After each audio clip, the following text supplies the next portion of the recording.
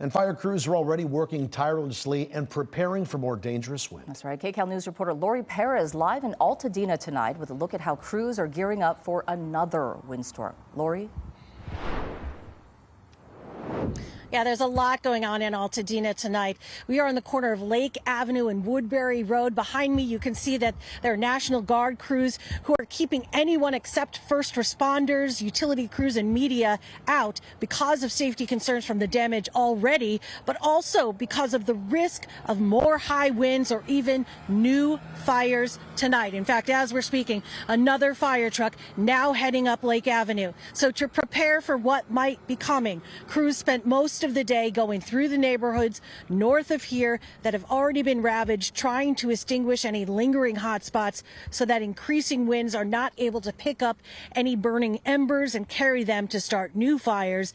As you can imagine, that is a very big job because so much has gone down in flames, with lots that could still flare up. Fire officials say individual pockets of unburned fuel continue to present challenges and are a big risk as the area remains with a very risky and concerning forecast. Utility crews also on the streets clearing power and poles that are draping across so many roads. Again, today, fire crews have been working on the ground and from the air. One tool of many they're pulling out are those fire retardant traps after they say they are already starting to see winds picking up in the higher elevations this evening.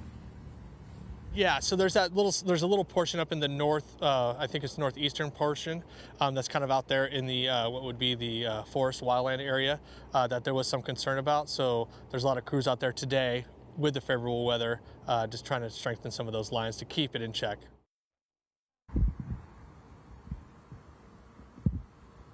Locals, well, everyone is praying for calm tonight, hoping that things remain without problems. We are live in Altadena. I'm Laurie Perez. Back to you. Laurie, thank you.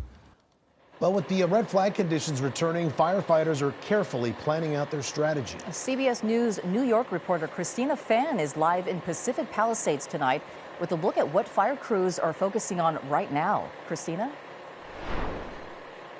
Susie and Juan, good evening. The next 36 hours are going to be so critical. Not only will it determine whether or not this devastating fire gets even worse, which hopefully it will not, but will also hopefully be on the road to recovery. Behind us, you can see there is a huge line of fire engines lined up here. These firefighters much better staffed and prepared than the same time last week when those Santa Ana winds first blew in. Again, you can see this long line. You have CAL FIRE. We also saw the National Guard and various public utility companies.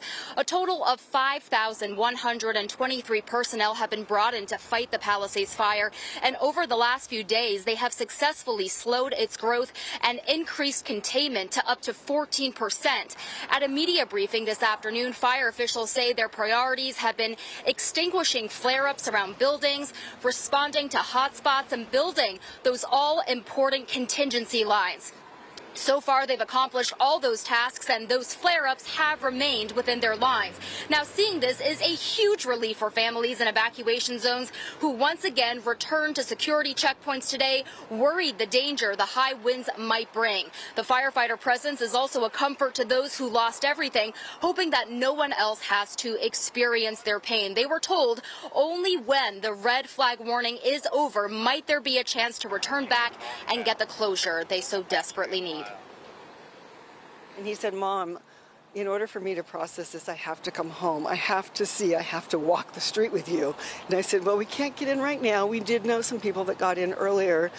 And so I stopped here on the corner to see if maybe I could get in. That's why we're talking now. But anyway, it's just, you know, we want to see it. We want to see what we lost. It'll be just part of the healing. And we're hoping to get in on Thursday or Friday.